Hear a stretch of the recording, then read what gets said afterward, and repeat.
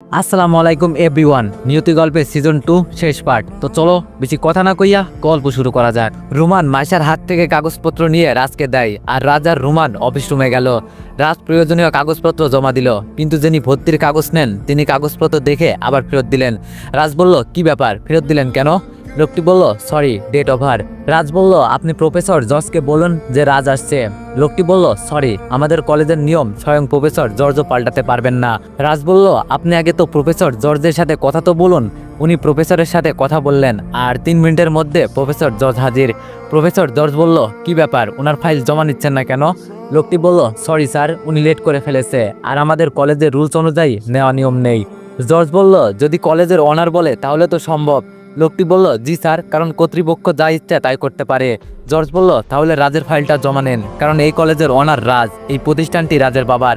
তখন লোকটি চমকে যায়, রাজের কাছে এসে রাজের হাত ধরে বলে, সরি স্যার, আমি চিনতে পারিনি, আপনি যা বলবেন তাই হবে। রোমান রাজের দিকে তাকিয়ে বলল, ও মাই গড, রাজ তুমি কলেজের মালিক?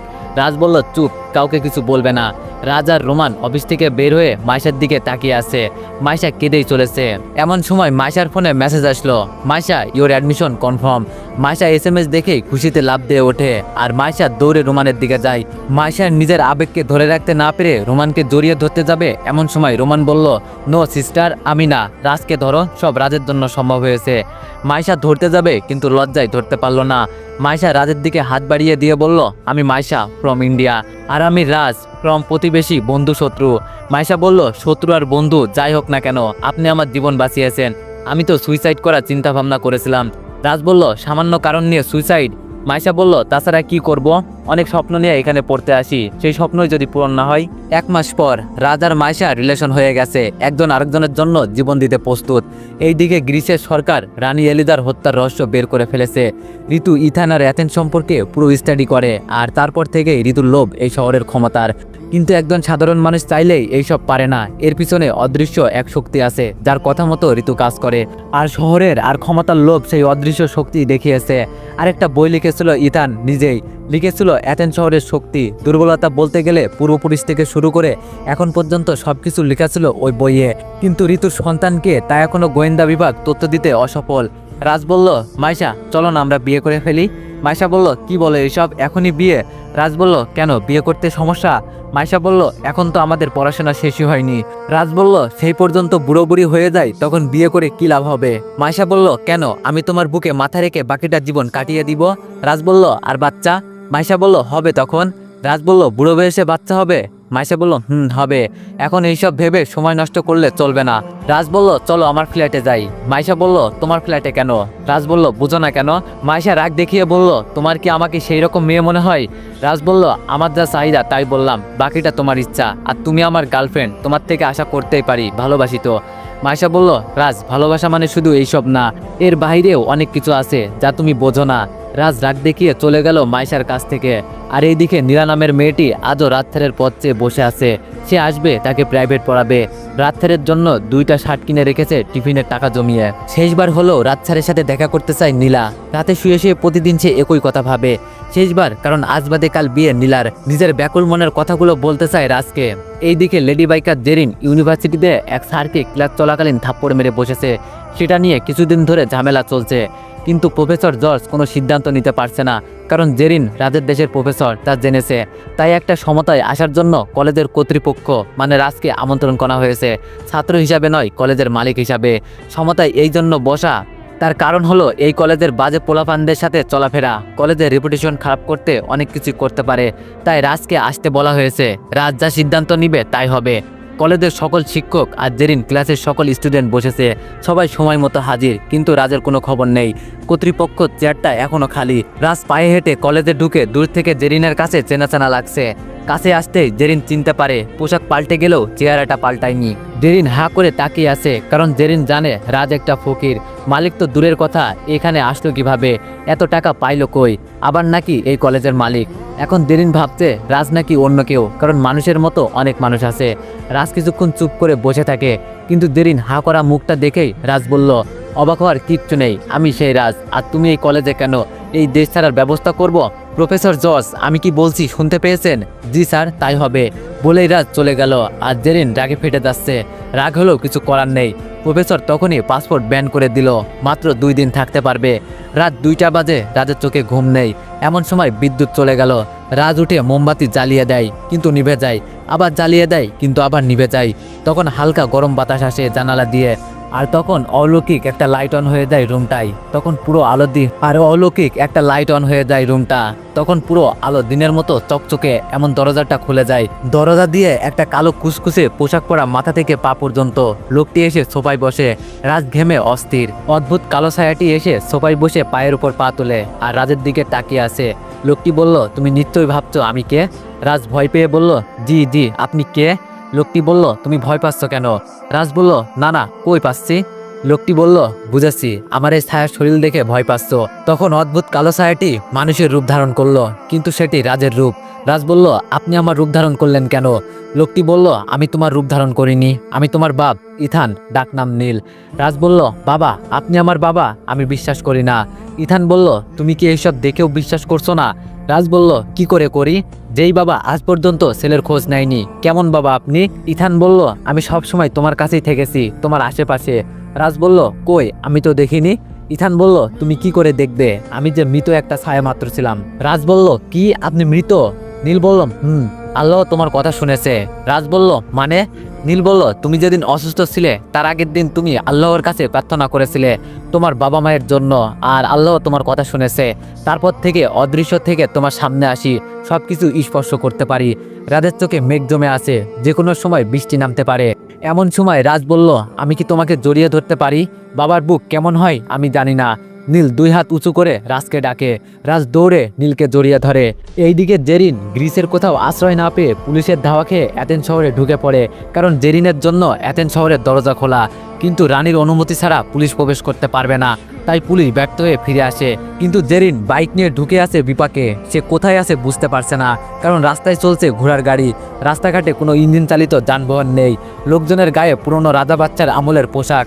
আর একটু সামনে এগিয়ে যেতে চোখে পড়ে রাজা বাচ্চার সিপাহী, হাতে বল্লম নিয়ে ঘুরে বেড়াচ্ছে। আর একটু আগাতেই ফুল বৃষ্টি হতে থাকে। জেরিন তো অবাক, রাস্তার 2 পাশে সারিতে সারিতে হাতি সুর দিয়ে ফুল দিচ্ছে। জেরিন বাইক নিয়ে স্লো মোশনে এগিয়ে যাচ্ছে। যেতে যেতে রাজপ্রাসাদের সামনে গিয়ে হাজির। 2 তলায় দাঁড়িয়ে 3 জন, রানী মাঝখানে আর 2 পাশে দেহরক্ষী। জেরিন বাইক স্ট্যান্ড করে নামে, কিছুই বুঝছে না, হাবার মতো দাঁড়িয়ে আছে। রানী হাত দিয়ে ইশারা করে বললেন জেরিনকে উপরে নিয়ে আসতে। জেরিন ভিতরে যায়, রানীর সামনে দাঁড়িয়ে আছে। ছোটবেলায় শুধু রাজা বাচ্চার গল্প শুনেছে, জীবনের চোখেও দেখে নাই, কিন্তু আজ দেখছে। রাজবাড়িটা ঘুরে ঘুরে দেখতে লাগলো। অসাধারণ ছবি আঁকা, বাঘের চামড়া, হরিণের মাথা, আরও অনেক কিছু। জেরিন রানীকে জিজ্ঞেস করলো, আপনাকে কেমন জানি চেনা চেনা লাগছে। রানী মুচকে এসে সোফিয়াকে ইশারা করলো। সোফিয়া গিয়ে জেরিনের 1 হাত পিঠে চেপে ধরলো। ওপর হাতের বুড়ো আঙুল দিয়ে জেরিনের কপালে চেপে কিছু একটা বলে জেরিনের মাথায় ফু দিল। আর জেরিন চোখ বন্ধ করলো। 2 মিনিট পর ছেড়ে দিল। জেরিন চোখ খুলতেই চোখ পুরো নীল হয়ে গেছে। পাশেই একজন দাসী দাঁড়িয়েছিল, তার উপর ঝাঁপিয়ে পড়ে জেরিন। আর ঘাড়ে বসায় চকচকে বড় বড় দাঁত। রক্ত খেয়ে সোফিয়ার কাছ থেকে তলোয়ার নিয়ে মাথা 2 ভাগ করে মাথার মস্তিষ্ক খেয়ে ফেলে জেরিন। রানী ঋতু জেরিনকে ডাক দেয়, এবার জানতে পেরেছো আমি তোমার কে? জেরিন বলল, মা। নীলের ছেলে রাজ আর ঋতুর মেয়ে জেরিন। জেরিনের বয়স পূর্ণ হলো। জেরিন মায়াশক্তির অধিকারী এখন, কিন্তু রাজ কোনো মায়াশক্তি পায়নি। কিন্তু রাজের উপর কোনো মায়াশক্তি কাজ করবে না। নীল রাজকে নিয়ে নিজের ল্যাবে গেল। রাজ ল্যাবটা ঘুরে ঘুরে দেখে। হঠাৎ নীলকে প্রশ্ন করে বসলো, বাবা, আমার মা কোথায়? নীল কিছুক্ষণ চুপ থেকে বলল, তোমার মা পাশের শহরের রানী, রানী ঋতু। রাজ বলল, আমার মা বেঁচে আছে? নীল বলল, বেঁচে আছে। রাজ বলল, আমি আমার মায়ের কাছে যাব। নীল বলল, তোমার মায়ের কাছে যেতে হলে সময়ের দরকার, কিন্তু সেই সময় তোমার হাতে নেই, খুব তাড়াতাড়ি দেখা পাবা। রাজ বলল, মায়ের কাছে যেতে সময় লাগবে কেন বাবা? বুঝলাম না। নীল রাজকে একটা বই দেখিয়ে বলল, ওই বইটা পড়ো, আমার জীবন কাহিনী সব জানতে পারবে। রাজ 2 পা এগিয়ে বইটা হাতে নিল। বইয়ের নাম শুরুতেই শেষ, লিখেছেন প্রফেসর জর্জ। রাজের চোখটা তখন জলে ভরে গেল, কারণ এটা প্রফেসর জর্জ তাকে আগেই পড়তে দিয়েছে। ঋতু একজন খুনি, আর তার বাবাকে, দাদিমাকে, এমনকি ছোট্ট ছোট্ট 2টা বাচ্চাকেও খুন করেছে শুধুমাত্র ক্ষমতার জন্য। রাজের এখন কি কাজ সে বুঝতে পেরেছে। নীল আগে থেকেই দানব থেকে মানুষ হওয়ার ইঞ্জেকশন আবিষ্কার করে রেখেছিলেন। নীল বলল, রাজ, তোমার হাতে একদম সময় নেই, তোমাকে আজই যেতে হবে। রাজ বলল, বাবা, আমি কোথায় যাব? নীল বলল, তোমার অ্যাথেন্স শহরে, তুমি হচ্ছ অ্যাথেন্স শহরের রাজা, আর শহরটাকে তোমাকেই বাঁচাতে হবে। রাজ বলল, কিন্তু রানী যদি আমার ক্ষতি করার চেষ্টা করে? নীল বলল, রাজ, এত চিন্তা ভাবনা করলে হবে না, এইসবের মুখোমুখি তোমাকে হতেই হবে। নীল দুইটা হাততালি দিতেই প্রফেসর জর্জ এসে হাজির হলো। নীল বলল, এ হচ্ছে তোমার দেহরক্ষী, তোমার যাত্রার সাথী। রাজ বলল, উনি আমাকে দিবে নিরাপত্তা? উনি তো একটা বুড়া। নীল বলল, রাজ, অবহেলা করো না। রাজ বলল, তাই বলে বাবা, এই সময় ওনাকে নিয়ে কি হবে? নীল ইশারা দিতেই প্রফেসরের শরীর ছিঁড়ে ফেটে একটা নেকড়ে বের হলো। রাজ ভয়ে নীলের পাশে গিয়ে দাঁড়ায়। রাজ ভয়ে ভয়ে বলল, তাহলে উনি প্রফেসর ছিলেন না, একটা নেকড়ে? নীল বলল, ভয় নেই, ও তোমার সাথে সবসময় থাকবে। রাজ বলল, একটা নেকড়ে সবসময় সাথে থাকবে যদি খেয়ে ফেলে? নীল বলল, রাজ, ও তোমার জন্য জীবন দিতে প্রস্তুত, তোমার জীবন নিতে না। রাজ বলল, ভয় ভয় লাগে তো, আরও কেউ আছে? নীল এবার দুইটা আঙ্গুল দিয়ে তুড়ি বাজাতেই মাইশা এসে হাজির। রাজের মুখ দিয়ে কোনো শব্দ বের হওয়ার আগেই নিজেই নিজের মুখ চেপে ধরল, আর রাজের চোখ আশ্চর্য হয়ে গেল। মাইশা একটা নেকড়ে? নীল বলল, রাজ, মাই বয়, মাইশা নেকড়ে নয়, মাইশা তোমার আসল রূপ দেখাও। মাইশা গোল গোল করে 3বার ঘুরতে নিজের আসল রূপে বের হয়ে আসলো। মাইশা একটা পরী, কিন্তু আগের তুলনায় মাইশাকে অনেক রূপবতী লাগছে। রাজ বলল, মাইশা কি আমার সাথে থাকবে? নীল মুচকে হেসে বলল, ও হচ্ছে মায়াপরী, ওর মায়ের হাত থেকে কেউ বাঁচতে পারে না, যা তোমার এই সফরে কাজে লাগবে। যারা তোমার উপর ক্ষিপ্ত থাকবে তারা তোমার বন্ধু হয়ে যাবে মায়ার ফলে। রাজ মনে মনে ভাবলো, তাহলে আমাকে ভালোবাসে নাই, আমাকেও তার মায়ার জালে ফাঁসিয়েছে। হঠাৎ রাজ বলে উঠল, আচ্ছা, তোমাকে বাবা বাবা মনে হয় না কেন? নীল বলল, কি মনে হয়? রাজ বলল, বন্ধু মনে হয়, তোমার বয়সটা দেখছো, একদম সেম সেম, তোমার আবার বিয়ে করাবো। নীল হেসে বলল, চুপ ফাজিল ছেলে। রাজও হেসে ফেলল। রাজ নীলের থেকে বিদায় নিয়ে চলে গেল। ছেলেকে বিদায় দিয়ে নীলের চোখ জলে ভরে গেল, কারণ সবশেষে নীলকে আবার বিলুপ্ত হয়ে যেতে হবে, বাতাসে হারিয়ে যেতে হবে। ছেলেকে আর বুকে জড়িয়ে ধরতে পারবে না, এটা রাজকে বলা হয়নি। সবশেষে নীল আর থাকবে না। রাজ চলল তার রাজ্য জয়ের উদ্দেশ্যে। সঙ্গে আছে প্রফেসর জর্জ, মানে উনি একটা নেকড়ে, আর আছে মাইশা, যে মায়াপরী। 3জন চলতে চলতে অ্যাথেন্স শহরের সীমান্তে দাঁড়িয়ে আছে। আর এক পা এগোলেই অ্যাথেন্স শহর। তখন রাজ বলল, জর্জ, আপনি একটু সাইডে যাবেন? জর্জ বলল, জি। রাজ মনে মনে বলল, বাহ, বাদ্য নেকড়ে তো। জর্জের সাথে মাইশাও চলে যাচ্ছে। রাজ বলল, মাইশা, তুমি কই যাচ্ছ? মাইশা বলল, আপনি ইয়ে করবেন না? রাজ বলল, ইয়া মানে? মাইশা বলল, মানে হিচু করবেন না, তার জন্যই তো সাইডে যেতে বললেন। রাজ বলল, আমার তোমার সাথে কথা আছে, আর তুমি আপনি করে বলছো কেন? মাইশা বলল, কি বলবেন তাড়াতাড়ি বলেন। রাজ বলল, তুমি আমাকে মায়া করেছো, ভালোবাসোনি একটুও। মাইশা বলল, আমার নাম কি জানেন তো? মায়াপরী। মায়া করা আমার কাজ। এখন চলেন শহরে প্রবেশ করি। শহরে প্রবেশ করা সহজ নয়, কারণ মেন প্লটে প্রহরী থাকে, যাদের চোখ সহজে ধোকা দেওয়া সম্ভব না। কিন্তু নীল বলেই দিয়েছে কি করে প্রবেশ করতে হবে। নীলের কথা মতো 3জন প্রবেশ করে। রাজ শহরে ডান পা রাখতেই পুরো শহরটা কেঁপে উঠল। আচমকা শহর কেঁপে উঠল, এই নিয়ে ঋতুর মনে প্রশ্ন জাগে, হঠাৎ শহর কেঁপে উঠল কেন? এই শহরে কখনো ভূমিকম্প হয়নি, তার সাক্ষী পুরনো ইতিহাস। রানী ঋতু রিভাসকে ডেকে পাঠালেন। কিছুক্ষণের মধ্যে রিভাস এসে হাজির। রিভাস বলল, মহারানী আমাকে ডেকে পাঠিয়েছেন? ঋতু বলল, রিভাস, রাজ জ্যোতিষীকে তুমি সঙ্গে করে নিয়ে আসবে। রিভাস বলল, মহারানী ক্ষমা করবেন, রাজ জ্যোতিষী অসুস্থ আছেন, আমি সেখান হতে আসলাম। ঋতু বলল, ও না। আচ্ছা রিভাস, তুমি কি ভূমিকম্পের ব্যাপারে কিছু জানো? রিভাস বলল, না মহারানী, এই বিষয়ে আমার জানার ইচ্ছা নাই, আমি জ্যোতিষীর কাছে গিয়েছিলাম। ঋতু বলল, চোখ কান খোলা রেখো, আর শহরের নতুন লোক প্রবেশ নিষেধ করে দাও, বাইরের কেউ যেন প্রবেশ করতে না পারে। রিভাস বলল, জি মহারানী, আপনি যা বলবেন তাই হবে। ঋতু বলল, আর মহাবলীর আয়োজন শুরু করে দাও। আগামী অমাবস্যায় দেরিনের সব শক্তিকে আহ্বান করা হবে, আর সেই দিন আমার গরু অদৃশ্য ছায়া থেকে শরীর পাবে। রিভাস বলল, জি মহারানী। ঋতু বলল, যাও, আর প্রসাদে কড়া নিরাপত্তার ব্যবস্থা করো, একটা পিঁপড়েও যেন আসতে না পারে। ঋতুর মনে অজানা এক ভয় কাজ করছে, যা এর আগে কখনো হয়নি। এইদিকে রাজ শহরের ভিতরে ঢুকেই চলেছে। রাজের কাছে অদ্ভুত লাগছে, আবার ভালোও লাগছে, কারণ কোথাও কোনো ইঞ্জিন চালিত যানবাহন নেই, কোনো প্যাপু শব্দ নেই, নীরব এক শহর। পাশ থেকে 2জন অদৃশ্য হয়ে গেল, মানে মাইশা আর জর্জ। আরে তোমরা কই গেলা? 3জন একসাথে চলা যাবে না?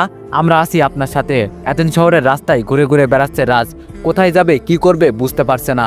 কিন্তু রাজ হঠাৎ করে বাইকের হর্ন শুনতে পায়। রাজ ভাবলো, বাবা বলল এই শহরের ইঞ্জিন চালিত যানবাহন চলা নিষিদ্ধ, তাহলে বাইক আসলো কোথা থেকে? রাজ ঘাটটা ঘুরিয়ে পিছনে তাকাতেই অবাক হয়ে যায়। আরে লেডি বাইকার জেরিন এখানে কি করে, কিভাবে সম্ভব? মায়াপরী বলল, উনি রানী ঋতুর মেয়ে, মানে আপনার বোন।